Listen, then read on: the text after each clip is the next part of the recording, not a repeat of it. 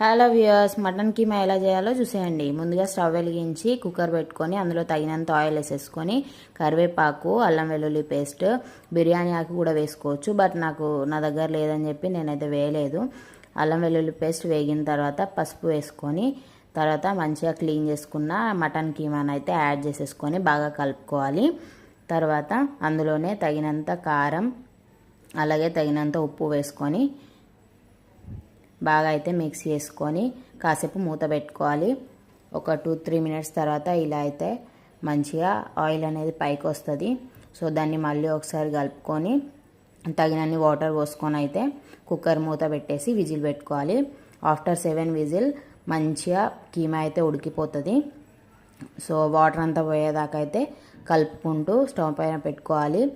అంత వాటర్ పోయి ఆయిల్ వచ్చిన తర్వాత కొత్తిమీర ఆకు, మసాలా వేసుకుంటే keema ready. Please subscribe. By.